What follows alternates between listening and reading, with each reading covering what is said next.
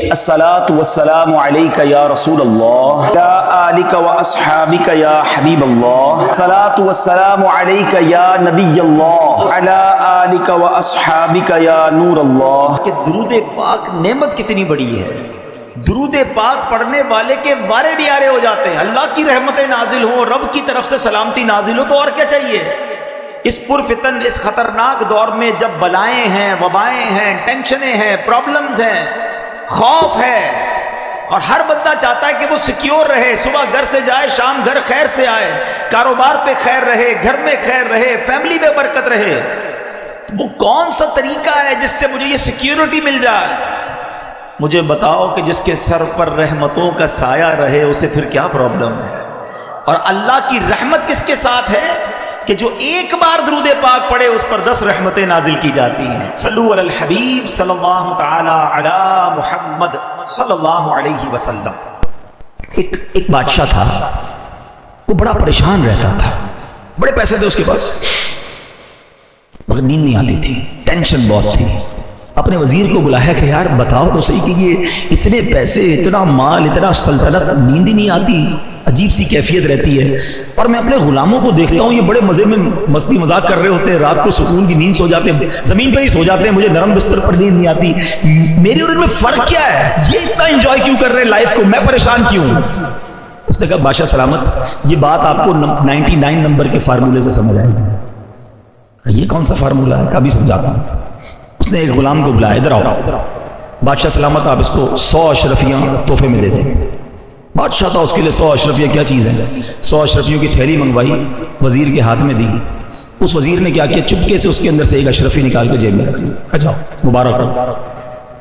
اس غلام کی تو لاٹری لگ گئی، زندگی میں ایک اشرفی نہیں دیکھی تھی، 100 اشرفیاں۔ او جناب، گھر گیا، خوشی خوشی سارے گھر والوں کو، بچوں کو جمع کیا، بیوی کو بلایا، مبارک ہو مبارک ہو، کیا ہوا؟ 100 اشرفیاں بادشاہ نے دی ہیں، اپنی تو زندگی بن گئی، سارے بچے خوش، وائف بھی خوش۔ بچے کہتے ہیں ابو اشرفیاں دکھائے تو سی، ہوتی کیسی، ہم نے دیکھی نہیں آج تک۔ تھیلی کھولی اور اشرفیاں اس نے نکال دی۔ کہا ابو ہم گن لیں؟ یا گنو۔ بچوں نے گننا شروع کی، کتنی نکلی؟ 99۔ ایک تو رکھ لی تھی نا اس نے۔ کہا ابو یہ تو 99 ہیں۔ کہا نہیں نہیں، بادشاہ نے دیے 100 ہوتی ہیں، پوری 100 ہوں گی، گنو تمہیں گننا نہیں آتا۔ پھر گنی 99۔ بیوی نے کہا ہٹو ہٹو میں گنتی ہوں، بچوں کو گننا نہیں آتا۔ بیوی نے گنی، نکلی 99۔ شوہر نے کہا تم سب ہٹو، تمہیں گنتی نہیں آتی، میں گنتا ہوں، نکلی 99۔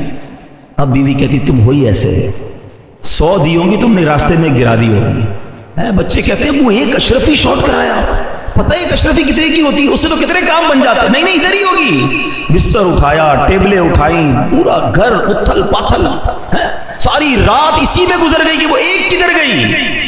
صبح آیا وہ غلام بادشاہ کے دربار میں، آنکھیں سوجی لال، جو روز سکون سے سوتا تھا۔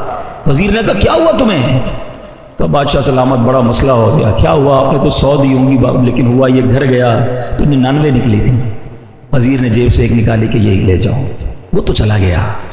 اب وزیر نے جو بادشاہ سے بات کی نا، میں آپ سب کو سمجھانا چاہتا ہوں کہ بادشاہ سلامت آپ کا پرابلم بھی یہی ہے، آپ کے پاس جو ہے نا آپ اس پر خوش نہیں ہیں، جو نہیں ہے اسی کی فکر میں زندگی خراب کر بیٹھے ہیں۔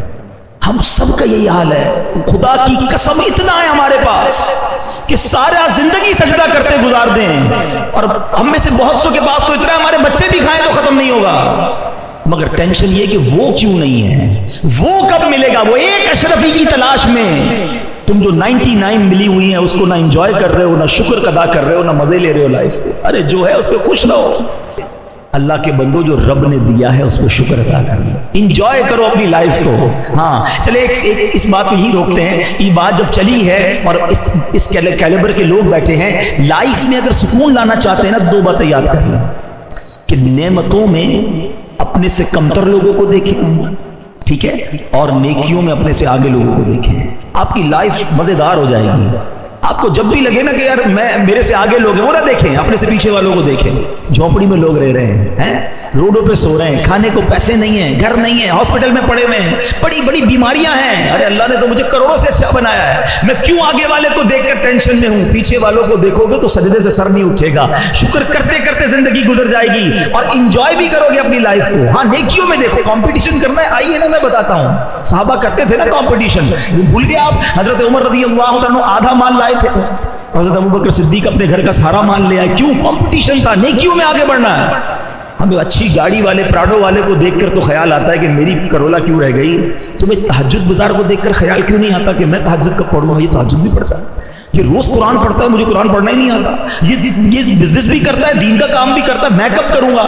یہ والی ریس میں آ جائے نا کہ یہ اللہ کے قریب پہنچ رہا ہے، جنت کے محل بنا رہا ہے، دنیا کا بنگلہ بنا رہا ہے، اس کی ٹینشن ہے. ارے ڈیفینس میں 2000 گز کا بنگلہ بنا لیا، میں پیچھے رہ گیا. یہ کیوں نہیں دیکھتے کہ جنت میں اس کے کتنے محل بن گئے، میں کنگال رہ گیا. مشکل آئے اور صبر کرے بندہ.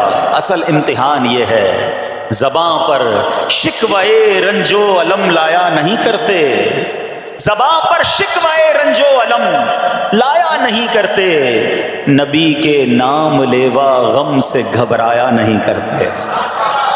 ہم میں سے کسی پر ایسی آزمائش نہیں آئی نا. چھوٹی موٹی آزمائشیں تو آتی رہیں گی. ایک بات یاد رکھنا، یہ زندگی کی جو گاڑی ہے نا، یہ مسائل کے پہیوں پر ہی چلتی ہے. ہمیں بعض اوقات کسی کی گاڑی، کسی کا مکان، کسی کا خوبصورت چہرہ، کسی کی مسکراہٹ دیکھ کر لگتا ہے یار یہ تو دنیا کا سب سے سخی آدمی ہے. ایسا نہیں. تو یہ نہ سمجھے کہ سارا جہان جناب سخی ہے اور میں اکیلا دکھی ہوں. ایسا نہیں ہوتا، بلکہ ہر اس جہاں میں تقریباً ہر بندہ ایسا ہوتا ہے جس کے ساتھ کوئی نہ کوئی دکھ لگا ہوا ہوتا ہے، کوئی نہ کوئی پریشانی ہے. کسی کو مال کی پریشانی، کسی کو روزگار کی پریشانی، کسی کو بیماری لگی ہے، کسی کو اور ٹینشن ہے. تو یہ کبھی بھی نہ سوچے کہ میں زندگی گزاروں گا اور کوئی ٹینشن نہیں آئے گی. تیار رہو امتحان کے لیے. امتحان ضرور آنا. اب کمال یہ ہے کہ اس امتحان میں پاس کون ہوتا ہے. حضرت ابراہیم پر امتحان آیا، زبان پر صبر ہے، شکر ہے، شکوہ نہیں ہے. اب کیا ہوا کہ آپ کا سال ہاں سال تک یہ محال رہا. یہ 2-4 مہینے کا پرابلم نہیں تھا، کئی سال تک آپ بیمار رہے. آپ کی زوجہ جو ہے وہ خدمت کرتی رہی. اچھا یہاں ایک غلط فہمی دور کر دوں کہ کچھ لوگ یہ کہتے ہیں، یہ کتابوں میں پتہ نہیں کچھ کتابوں میں لکھ دیا گیا کہ حضرت ایوب علیہ السلام کو معاذ اللہ کوڑ کی بیماری ہو گئی تھی. ایسا بالکل نہیں تھا. کوڑ کی بیماری نہیں ہوئی تھی، بلکہ نہ کوڑ ہوا نہ جزام ہوا. آپ کو جسم پر پھوڑے پھنسیاں جن کو کہتے ہیں، آبلے نکل آئے تھے. کیونکہ کوڑ کی بیماری وہ ہوتی ہے کہ جس سے لوگ نفرت یا حقارت کرتے ہیں. اللہ کے کسی بھی نبی کو کبھی بھی کوئی ایسی بیماری نہیں ہوئی جس کی وجہ سے لوگ اس سے حقارت یا نفرت کریں یا دور بھاگیں. کیونکہ اللہ نے ان نفوس قدسیہ کو، ان نیک بندوں کو، ان منتخب شخصیات کو لوگوں کی ہدایت کے لیے بھیجا ہے. ان کو کبھی کوئی ایسی چیز نہیں ہوئی کہ جس سے لوگ گھن کھا کر دور بھاگیں. تو یہ بالکل غلط ہے. البتہ آپ کے جسم پر آبلے تھے، پھوڑے تھی، اور اللہ اکبر آپ اس حال میں کیا رب سے عرض کرتے تھے؟ آپ عرض کرتے تھے، قرآن میں یہ الفاظ موجود ہیں، انی مسنی الضر وانت ارحم الراحمین. ترجمہ کیا ہے؟ مجھے تکلیف پہنچی اور تو سب مہر والوں سے بڑھ کر مہر والا ہے، رحم کرنے والوں میں سب سے بڑھ کر رحم کرنے والا ہے. یعنی اللہ کی بارگاہ میں یہ عرض کرتے تھے، یا اللہ تکلیف پہنچی ہے، رحم تو نے کرنا ہے، تو ارحم الراحمین ہے. زمانے سے نہیں کہتے تھے. یہاں ایک اور پرابلم ہے. میں کوئی مسئلہ ہوتا ہے، پرابلم آتی ہے، ہم ساری دنیا سے کہتے ہیں یہ مسئلہ ہو گیا، یہ پرابلم ہو گئی. نہیں، ساری دنیا میں سے کوئی آپ کا مسئلہ حل نہیں کر سکتا. اس سے بات کرو نا جو مسائل کو حل کرنے والا ہے، اس سے عرض کرو نا جو مصیبت کو دور کرنے والا ہے. ادھر ادھر جانے کی بجائے پرابلم یہ ہے، جب بھی مشکل آتی ہے ہم سب کے پاس جاتے ہیں، ہم رب کے پاس نہیں جاتے ہیں. جاؤ اس کے پاس جو حل المشکلات ہے، جو مصیبتوں کو حل کرنے والا ہے، اس کی بارگاہ میں فریاد کرو.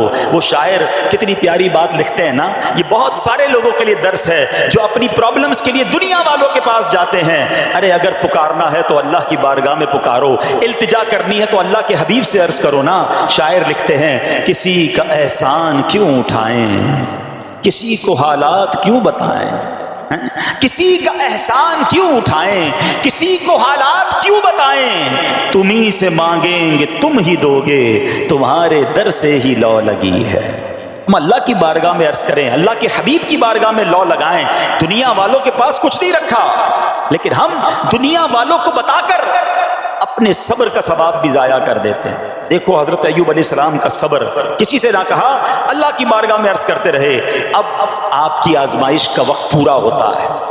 دعا کرتے رہے، التجا کرتے رہے، صبر کرتے رہے، حکم ہوا کہ اپنا پاؤں زمین پر مارو۔ حضرت ایوب علیہ السلام نے پاؤں زمین پر مارا تو زمین سے ایک چشمہ پھوٹ اٹھا۔